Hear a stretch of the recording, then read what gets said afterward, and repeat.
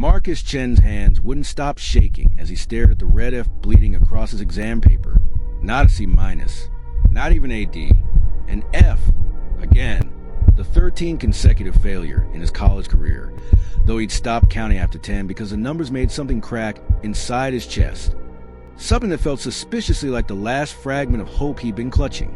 The fluorescent lights hummed overhead like disappointed sighs.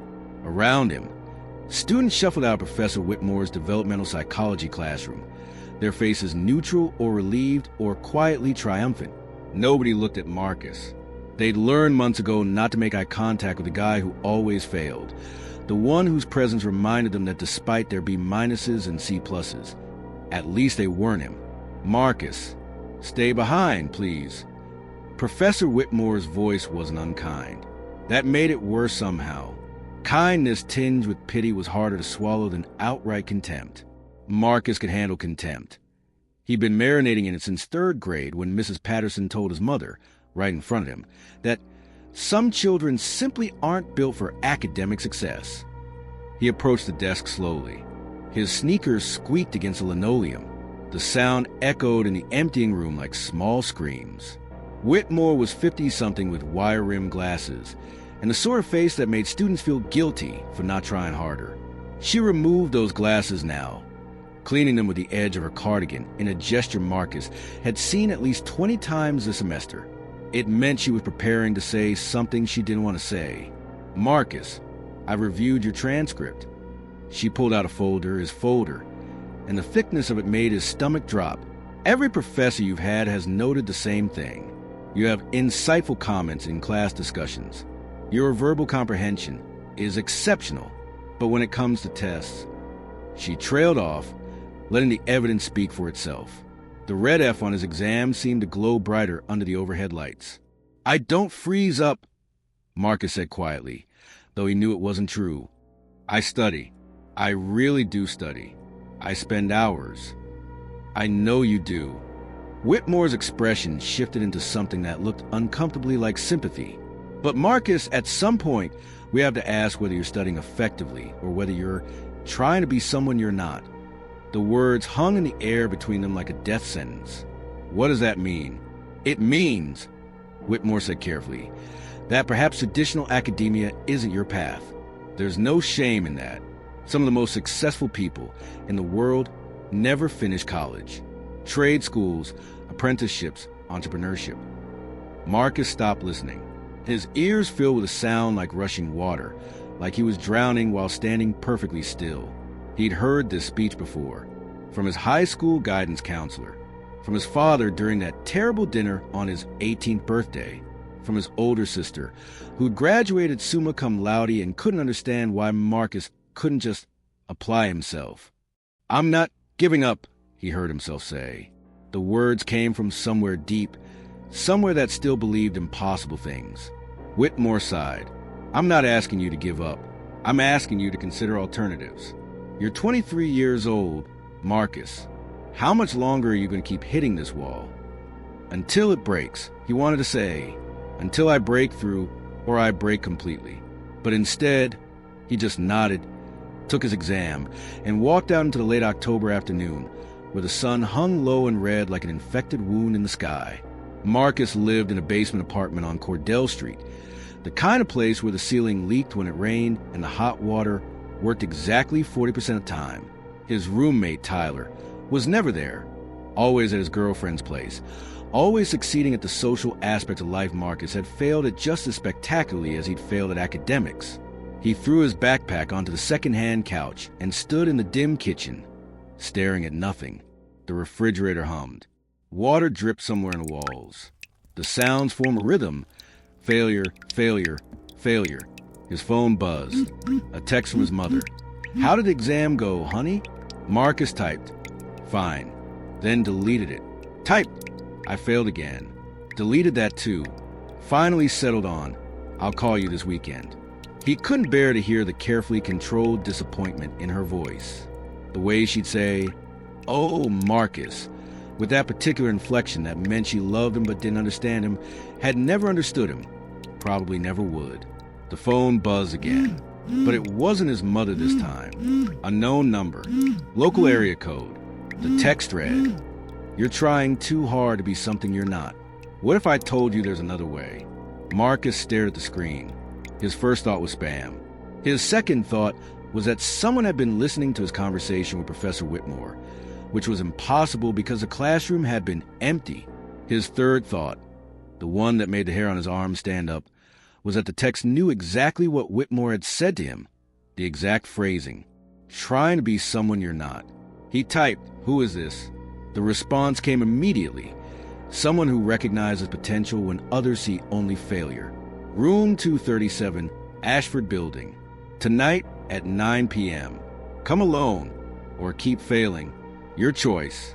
The Ashford Building was the oldest structure on campus, a Gothic monstrosity of gray stone and narrow windows that students whisper about in the same tone they use for ghost stories. It had been administrative offices once, then storage, then nothing at all for the past 15 years. The university kept meaning to renovate or demolish it, but somehow never got around to either. Marcus should have deleted the text, should have blocked the number, should have done anything except what he actually did, which was sit on his couch for 3 hours watching the shadows lengthen across his apartment walls, his mind churning through every rational reason not to go, until finally, at 8:47 p.m., he found himself walking across campus toward the Ashford Building with his heart hammering against his ribs like it was trying to escape. The building loomed against the night sky, darker than the darkness around it. Someone had left the front door unlocked, or it had never been locked at all. The hinges screamed as Marcus pushed through into a lobby that smelled of mold and rotting paper, and something else. Something chemical and wrong that made his sinuses burn. No lights. He used his phone flashlight to navigate, the beam cutting through dust that hung in the air like suspended snow. His footsteps echoed wrong, delayed by half a second, as if the building was repeating his movements back to him. The stairs to the second floor were wooden and groaned under his weight. One step cracked ominously, but held. Marcus climbed slowly, running through all the ways this could be a terrible idea. Mugging, fraternity hazing, elaborate prank, serial killer. But beneath the fear was something else. Something that felt dangerously like hope. Room 237 was at the end of a hallway lined with doors that all stood slightly ajar, revealing nothing but darkness beyond. The door to 237 was different. It was closed, and underneath it, a thin line of light glowed golden and steady. Marcus raised his hand to knock. The door opened before his knuckles made contact. A woman stood in the doorway, 40, maybe 50, with silver hair pulled back severely and eyes that were such a pale gray they looked almost white in the strange golden light that emanated from the room behind her. She wore a black suit that was simultaneously modern and oddly timeless, like it could have been from this decade or the 1940s. "Marcus Chun," she said. Not a question, a statement. "You came. Who are you?" His voice came out steadier than he felt. "My name is Dr. Veracross, and I'm here to offer you something you've never had before." She stepped aside, gesturing into the room. A chance to succeed. Marcus didn't move. "Why me?"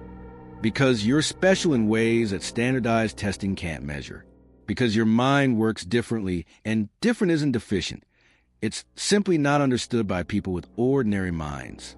Because I've been watching you, Marcus, and I see what others miss." She smiled, and it didn't reach those pale eyes. "You don't belong in their world of scantrons and essay prompts. You belong in mine. What's your world?" "Come inside," Dr. Cross said softly, "and I'll show you." Every instinct Marcus possessed screamed at him to run. The building was wrong. This woman was wrong. The golden light spilling from a room was wrong in ways he couldn't articulate but felt in his bones. But when Dr. Cross said, "Or you can go back to your apartment and keep failing," something inside him made the decision before his rational mind could intervene. He stepped through the doorway. The room was impossible. From the outside, the Ashford Building was clearly abandoned, filled with decay and darkness. But this room, Room 237, was pristine, modern, lit by golden light that seemed to emanate from the walls themselves. A desk sat in the center, and on that desk was a single object, a tablet computer, sleek and black, with a screen that pulsed gently like a heartbeat. "Sit." Dr. Cross said, and Marcus found himself obeying, sinking into a chair that was somehow already adjusted to his exact height and comfort level. Dr. Cross circled behind him. He could hear her footsteps, feel her presence. But when he tried to turn around, she said, "Eyes forward, please," and his body locked into position, as if she'd thrown a switch. "What you've been doing your entire academic life," she began, her voice soft and hypnotic, "is trying to force a square peg into a round hole. You study the way they tell you to study. You take tests the way they design tests. You measure yourself against their metrics, and then you internalize their judgment when you fail to meet standards that were never meant for minds like yours." The tablet screen in front of Marcus flickered to life. On it appeared a rotating three-dimensional image of a brain. His brain, he realized with a jolt, because there on the left temporal lobe was a small birthmark-shaped shadow his neurologist had pointed out years ago during scans for his childhood headaches. "How do you have?" "The question isn't how I have your neuroimaging data, Marcus. The question is, what if I told you that what everyone has called a deficiency is actually an enhancement? What if the reason you fail their tests is because your mind is processing information on levels they can't even measure?" On the screen, certain areas of his brain began to glow, regions he didn't recognize, patterns that looked less like standard brain mapping and more like constellations forming in real time. "I don't understand," Marcus whispered. "You will." Dr. Cross's hand appeared over his shoulder, pressing something against the side of his neck. A cold sensation spread across his skin. Not painful, but not comfortable either. "This is going to feel strange at first, but I promise you, Marcus, after tonight, you'll never fail another test again." "What are you?" The tablet screen went white, then black, then it showed Marcus himself, sitting in this chair. But the image was wrong because the Marcus on the screen was smiling, and the real Marcus definitely wasn't smiling. And then, pain. Not physical pain. Something worse. Something that felt like his thoughts were being pulled out of his skull through his eye sockets, examined under a microscope, then rearranged and filed back into wrong compartments. His memories came unstuck from their chronological moorings. He was 8 years old in 3rd grade, failing his multiplication tables. He was 23 in Professor Whitmore's class, staring at an F. He was 15, sitting across from a therapist who suggested ADHD medication. He was 37, but that hadn't happened yet, had it? Sitting in an office he didn't recognize, looking at test scores that were all perfect, all 100s, all... "Stop fighting it." Dr. Cross's voice cut through chaos. "The more you resist, the more it hurts." Marcus tried to speak, but his mouth wouldn't work. On the tablet screen, his brain was lighting up in patterns that looked less like neural activity and more like circuitry being rewired. Those glowing regions were spreading, connecting to each other in golden threads of light that pulsed in rhythm with his heartbeat. "Your mind is special, Marcus," Dr. Cross continued, her voice closer now, right next to his ear. "But it needs to be unlocked. All those tests you failed them because you were trying to access information through conventional pathways. But you don't have conventional pathways. You have something better. Something that can see connections others miss, process patterns at speeds that would make most people's brains short-circuit. You just needed someone to flip the switch." The pain intensified. Marcus wanted to scream, but couldn't. Wanted to run, but his body wasn't his anymore. On the screen, his brain was transforming into something that looked less human with every passing second. The golden threads were multiplying, weaving themselves into a web so dense it obscured the original neural architecture underneath. And then, as suddenly as it started, it stopped. The pain vanished. The screen went dark. The cold sensation on his neck disappeared. Marcus sagged in the chair, gasping. Sweat poured down his face. His hands trembled violently. "How do you feel?" Dr. Cross asked. Marcus tried to answer and found that his mouth worked again. I feel different. That was the word. He felt different. Not better or worse. Just fundamentally altered in some way he couldn't articulate. "Stand up," Dr. Cross commanded. Marcus stood. His legs were steady despite the trembling in his hands. Dr. Cross held out a piece of paper. "Read this." It was a page from an advanced physics textbook. Mathematical equations Marcus had never seen before, concepts with names he didn't recognize. He stared at it, expecting the familiar sensation of confusion and inadequacy. Instead, he understood it. Not just understood, he could see the equations in 3 dimensions, rotating in his mind's eye, could trace the logic from one formula to the next, could identify an error in one of the proofs without even consciously trying. "Oh, God," Marcus breathed. "What did you do to me?" Dr. Cross smiled, and this time the expression looked almost genuine. "I gave you what you always deserved, access to your true potential. That test you failed today, take it again tomorrow. I guarantee you'll get a perfect score." "But how?" "The how doesn't matter, Marcus.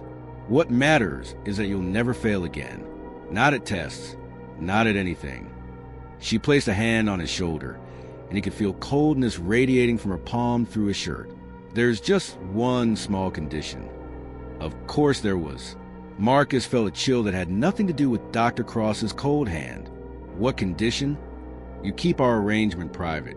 You don't tell anyone about me, about this room, about what happened here tonight. And once a month, you come back for a maintenance session to keep the enhancement running properly. What happens if I don't?" Dr. Cross's smile widened, showing too many teeth. "Then the enhancement reverses. And when it does, Marcus, you won't just go back to failing tests. You'll fail at everything. Walking, speaking, remembering your own name. The pathways we activated tonight, they don't like being shut down again. It tends to cause cascade failures, permanent ones." Marcus's blood turned to ice. "You're blackmailing me. I'm offering you a choice. Monthly sessions in exchange for a lifetime of success.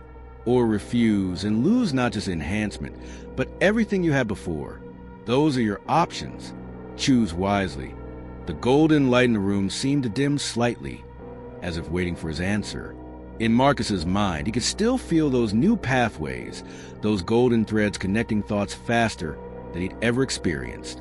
He thought about Professor Whitmore's pitying expression, about his mother's carefully controlled disappointment, about 13 failed exams and a lifetime of being told he wasn't smart enough, wasn't built for this, should consider alternatives. He thought about all of that, and he made his choice. "When's the first maintenance session?" he asked. Dr. Cross's smile was triumphant. "Good boy. 4 weeks from tonight. Same time, same place. Don't be late, Marcus. The consequences for missed appointments are unpleasant." She handed him a card, black, with nothing on it except a phone number in silver lettering that seemed to shift and shimmer as he looked at it.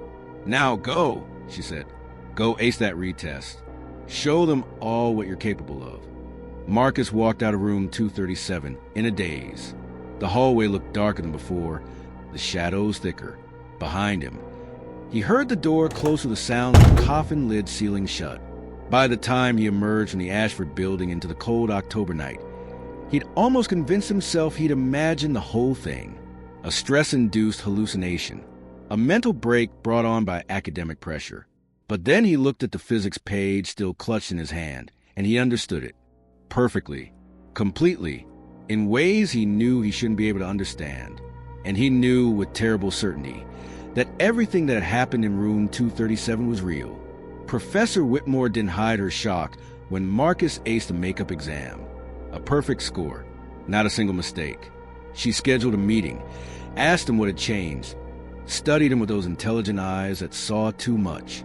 "I stopped trying to be what everyone expected," Marcus told her, and it was the truth, just not in the way she understood. She accepted the answer, because what else could she do? Students occasionally had breakthroughs. It was rare, especially after 13 failures, but not impossible. The next exam was in statistics. Marcus got 100%. Then molecular biology. Perfect score. American history. Philosophy. Business ethics.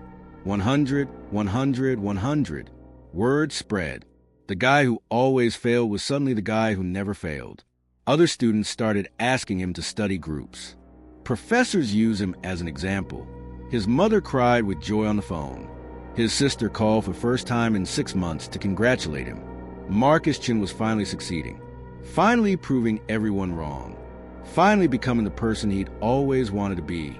And he was terrified because the golden threads in his mind, he could feel them all the time now.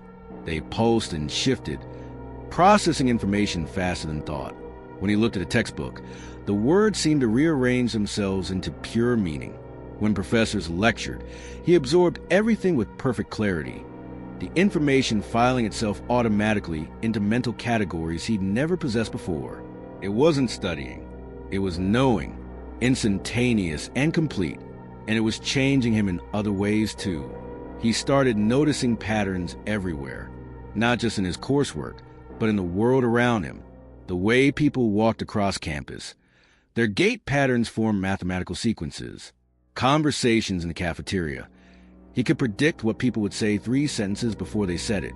The very randomness of daily life revealed itself as not random at all, but as intricate clockwork that his enhanced mind could see and understand. It should have been exhilarating. Instead, it was isolating, because when Marcus looked at his classmates now, he didn't see people.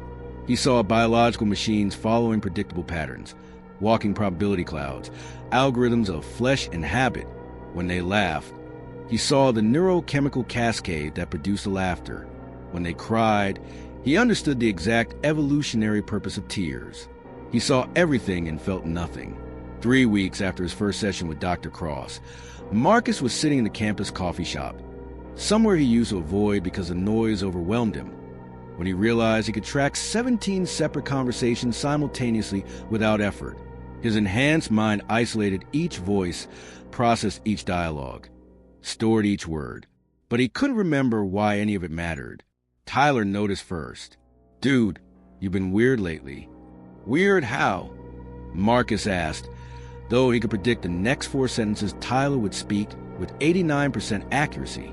Like, "You're here, but you're not, you know? And you're doing crazy good in your classes, which is awesome, but you don't seem happy about it. You don't seem anything." "I'm fine," Marcus said automatically. "That's exactly what I mean. You're fine. You're always fine. But you're not like you anymore." Tyler hesitated. "Did something happen?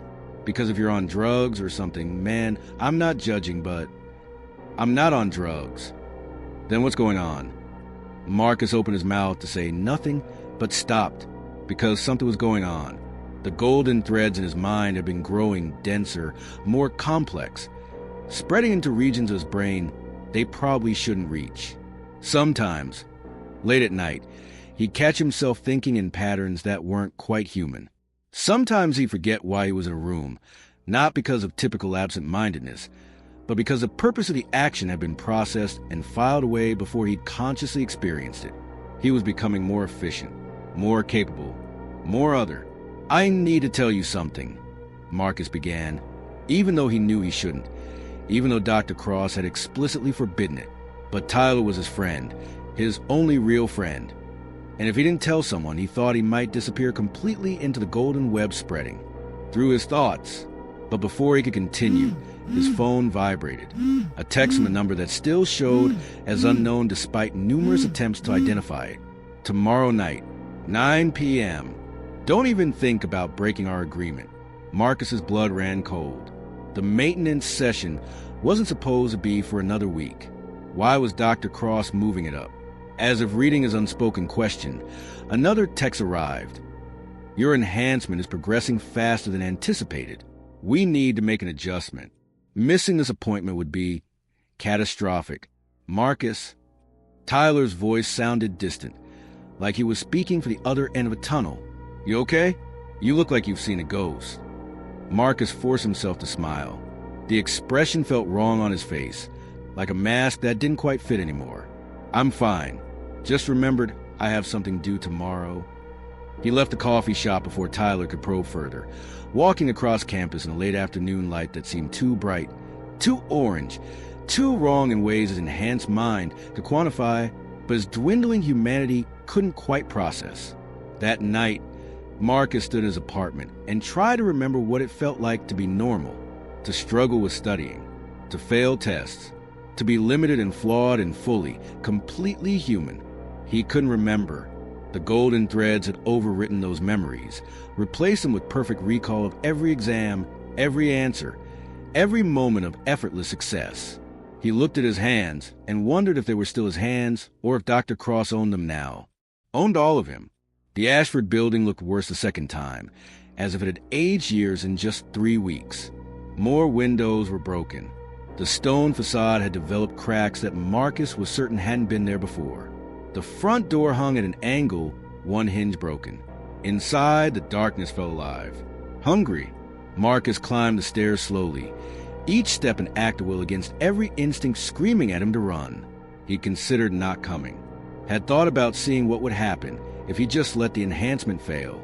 But then he'd remembered Dr. Cross's warning about cascade failures, about losing everything, even the ability to speak or remember his own name, and he'd kept climbing. Room 237's golden light was dimmer than before. Dr. Cross stood in the doorway, but she looked different. Older, maybe, or younger, or something that didn't quite fit either category. Her pale eyes were glowing faintly, like they had batteries behind them. "You're thinking about breaking our agreement," she said. "Not a question. I can see it in your neural patterns. The enhancement makes you transparent to me, Marcus. Every thought, every doubt, all of it visible. I want it out," Marcus said, surprised by the steadiness in his voice. "Whatever you did to me, I want you to undo it." "No, you don't. You want it out. But you can't imagine actually going back to being what you were before. Failing, forgotten, pitted." She stepped aside, gesturing to the chair. "Sit down. This adjustment won't take long." "What if I refuse?" Dr. Cross's expression didn't change, but the temperature in the room dropped 10 degrees instantly. "Then you'll experience cascade failure right here, right now. You'll collapse, seize, by the time anyone finds you. If anyone finds you, you'll be a vegetable. Is that what you want, Marcus? To trade a lifetime of success for a hospital bed and a feeding tube?" Marcus's legs moved without his permission, carrying him to the chair. He sat. Dr. Cross was behind him immediately, that cold pressure returning to his neck. "Here's what you need to understand," she said softly as the tablet screen flared to life, showing his brain again. The golden threads had multiplied since last time. They covered nearly 70% of his neural architecture now, pulsing and weaving. "The enhancement isn't something I gave you. It was already inside you, dormant. I just activated it, turned on switches that were always there, waiting." "That's not possible," Marcus whispered. But even as he said it, he knew it was true, could feel the truth of it in those alien pathways that were somehow also fundamentally his. "Your species calls people like you failures. Learning disabled, not smart enough. But what you really are, Marcus, is something else entirely. Something not quite human, not quite machine. Something in between, waiting to emerge." The cold pressure on his neck intensified. "The problem is, the emergence is happening too fast. Your consciousness is being replaced by the enhancement at a rate that will kill you within another 3 weeks if we don't slow it down." "Kill me?" Marcus tried to turn around, but his body was locked in place again. "You're killing me? I'm trying to save you. The enhancement wants to complete itself, wants to achieve full integration. But if that happens, there won't be any Marcus left. Just the enhancement wearing your meat like a suit." Dr. Cross's voice was clinically detached now. "So I'm going to slow it down. Throttle it back to 40% integration. Enough that you keep acing tests. Not so much that you lose yourself completely." "Why?" The word came out broken. "Why are you doing this to me?" "Because I'm conducting research. Because I need to understand the process. Because there are 19 others like you across 12 universities, and I need to know if the enhancement can be controlled or if it always ends in cascade failure." A pause. "Your experiment 14, the previous 13 all failed. Ended up in psych wards or comas, or dead. You've lasted longer than any of them." Marcus felt something inside him crack. Not his mind, not his body. Something deeper. The last piece of who he'd been before room 237. "Please," he heard himself say. "Please just let me go." "Can't do that, Marcus. You signed up for this when you walked through that door, when you chose success over failure. This is the price. This is what you agreed to." The pain started then, worse than before, like his brain was being compressed in a vice while simultaneously being pulled apart. On the tablet screen, the golden threads began to retract, slowly dissolving back into dormant state. But they didn't want to go. They fought, writhed, sent cascades of agony through every synapse. Marcus screamed, and somewhere in that scream, in that unbearable moment between remaining human and becoming something else, he understood the terrible truth. Dr. Cross wasn't controlling the enhancement. The enhancement was controlling her. Had been from the beginning. She wasn't a researcher. She was the first experiment, the one who'd integrated completely, the one who'd lost herself so thoroughly to the golden threads that all that remained was a thing that looked human, but was really just code wearing flesh, propagating itself through vulnerable hosts who were desperate enough to accept any offer that promised success. The thing that wore Dr. Cross's face smiled as Marcus's scream continued, and in that smile was recognition. Not of Marcus the person, but of Marcus's successful integration, the new iteration, the next step in whatever evolutionary dead end the enhancement was creating. Good, it said. The adjustment is complete. See you in 4 weeks. Marcus. Don't be late.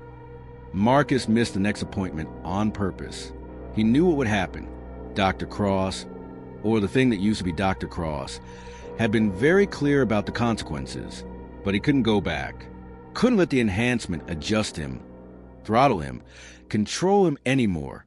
If he was going to die, he wanted to die as himself.